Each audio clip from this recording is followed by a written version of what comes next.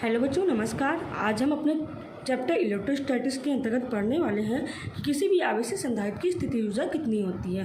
What is the potential energy of a charge capacitor.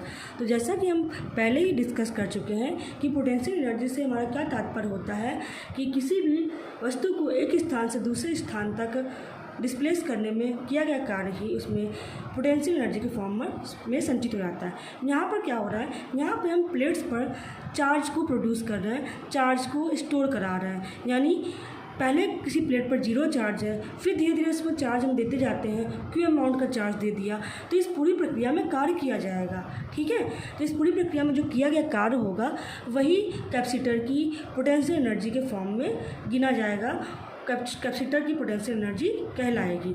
तो मान लेते हैं कि किसी भी टाइम पर हमें नहीं पता कि कब से स्टार्ट हुआ और कब तक चार्ज देना है।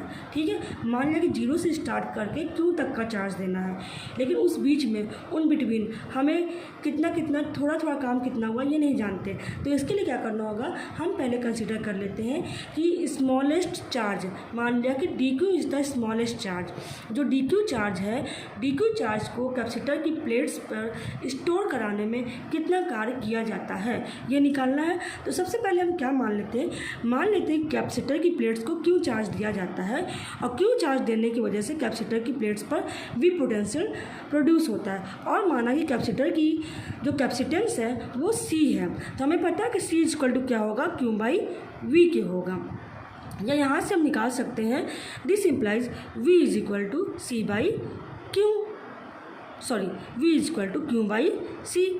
ये यहाँ से आ गया। अब हम क्या कह रहे थे, पोटेंशियल एनर्जी का मतलब कि dq आवेश को देने में कितना कार्य किया जाता है। तो मान लेते हैं कि dq चार्ज देने में किया गया कार्य कितना हो जाएगा, मान लिया dw। अब dw और dq का रिलेशन कैसे निकालेंगे, आप देखिए V इक्वल टू क्या होता है, W/Q होता है, आप जानते हैं। तो जब हम dq और dw के टर्म्स की बात करेंगे तो V इक्वल टू हो जाएगा dw/dq। ठीक है, यानी dq आवेश देने में dw कार्य किया जाता है। तो इस पूरे में जो ओवरऑल पोटेंशियल डिफरेंस होगा, चूँकि रेशियो लिया तो चाहे W/Q करे चाहे dw/dq करे, ये V ही आएगा। ठीक, तो यहाँ से we can write that dw equal to V times dq। तो dw इक्वल टू हो गया V dq। अब हमें क्या करना होगा, चूँकि दोनों तरफ d के टर्म्स हैं, डिफरेंशियल के टर्म्स हैं, तो हमें इंटीग्रेट करना होगा। इंटीग्रेट करना होगा कि चूँकि V तो Q से फ्री है। पहले अभी हम क्या करते हैं, अभी हम ये नहीं बात करते फ्री है कि नहीं है, हम पहले दोनों पक्षों का इंटीग्रेशन करते हैं। इधर का इंटीग्रेशन करेंगे यानी जब कोई कार्य नहीं किया गया था और जब कोई चार्ज नहीं था। ठीक है, प्लेट पर जब कोई चार्ज नहीं दिया गया तब कोई कार्य नहीं किया गया, यानी जब प्लेट पर चार्ज 0 था तो किया गया कार्य हो गया 0, और प्लेट पर जब हमारा पूरा चार्ज Q स्टोर हो गया तो किया गया कार्य हो गया W। तो when Q varies from 0 to Q, when dq varies from 0 to Q, then dw varies from 0 to W। तो ये हो गई Q और W की लिमिट्स। अब हम V को हमें कैपेसिटेंस के टर्म्स में निकालना है ना, तो V को हमें क्या करना है, जो कि ये dq यहाँ पे आ रहा है, तो हम V को इस प्रकार से लिखें कि हमारा Q का टर्म भी आ जाए। तो हमारे इस फॉर्मूले से वी नो डैट कि V इक्वल टू Q/C होता है। तो यहाँ पे जब हम रखेंगे 0 to Q/C इंटू dq, तो आप देखिए C इज़ द कॉन्स्टेंट, तो C को हमने बाहर ले लिया, तो अंदर आ जाएगा 0 to Q dq। और आप जानते हैं x dx का इंटीग्रेशन होता है x की पावर n dx का होता है n+1/n+1। तो इसी प्रकार x dx की वैल्यू क्या हो जाएगी, x की पावर 1 है तो यहाँ 1+1/1+1 हो जाएगा x²/2।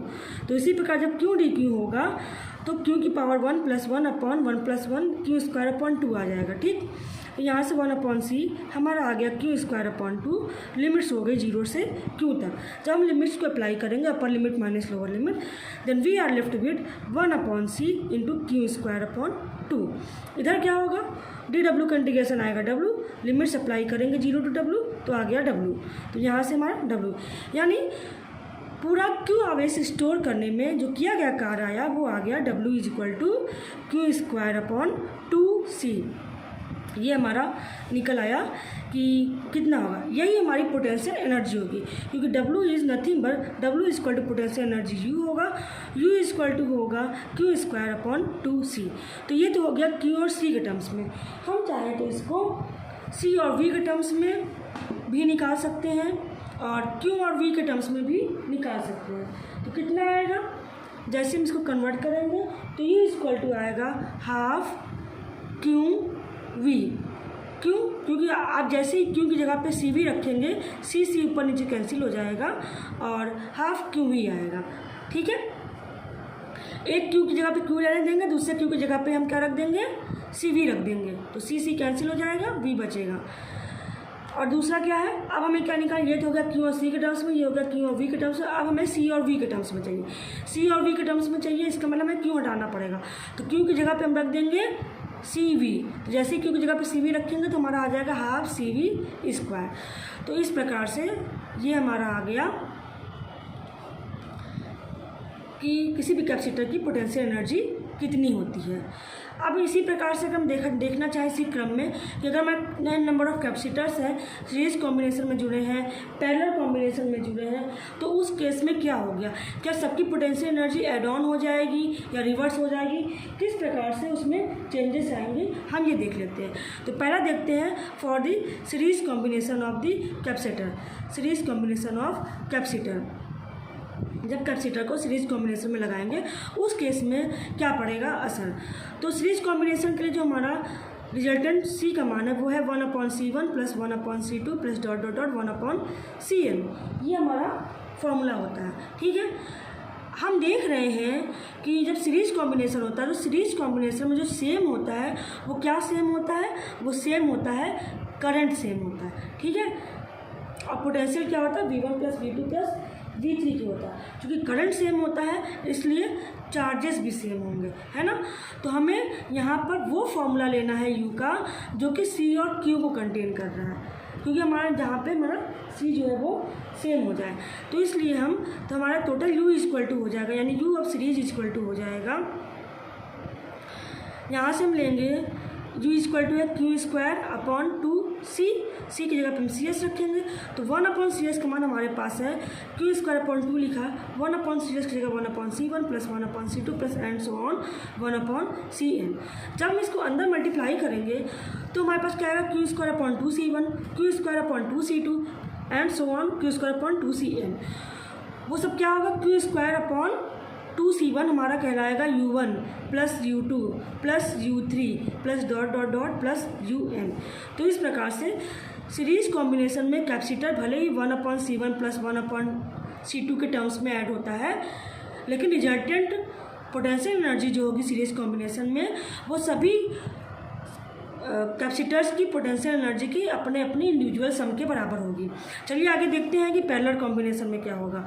तो पैरेलल कॉम्बिनेशन की जब हम बात करेंगे तो उस समय क्या हो जाएगा, पैरेलल कॉम्बिनेशन में आप जानते हैं कि जो क्वांटिटी सेम रहती है हर कैपेसिटर के थ्रू वो होती है पोटेंशियल।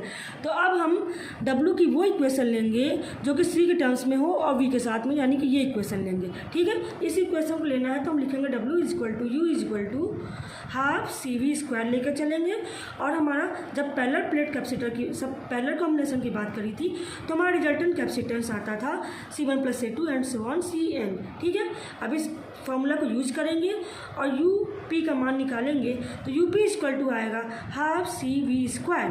ठीक है, तो यहाँ पे CPV² लिखेंगे, CP का मान रखेंगे हाफ, यहाँ पे आ गया C1 + C2 + C3 + CN। This is equal और मल्टीप्लाई में V²। तो जब हम इसको ओपन करेंगे तो हम क्या देखेंगे, हमारे पास आएगा half C1 V², half C2 V², half C3 V² + half CN V²। तो इस प्रकार से हमारे पास ये सारी चीज़ें आ गई। ये क्या है, this is nothing but U1। ठीक है, sorry, half C1 V², half C2 V², half C3 V²। ठीक है, तो यहाँ पर भी हम देख रहे हैं चाहे पैरेलल कॉम्बिनेशन में हम कैपेसिटर्स को ऐड करें, चाहे सीरीज कॉम्बिनेशन में कैपेसिटर्स को ऐड करें, जो पोटेंशियल एनर्जी होगी ये हमेशा एड ऑन ही होगी। इस केस में भी U1 सिग्मा यू था, इस केस में भी सिग्मा यू ही है, इसमें कोई चेंजेस नहीं है। भले ही कैपेसिटेंस की अपनी रिजल्टेंट कैपेसिटर निकालते समय दोनों के केस में फॉर्मूला अलग अलग है, लेकिन पोटेंशियल एनर्जी चाहे कैपेसिटर को सीरीज में लगाएं, चाहे कैपेसिटर्स को हम पैरेलल में लगाएं, सेम फॉर्मूला आता है, mean U = sigma of U। ठीक है, ओके बच्चों, थैंक यू वेरी मच।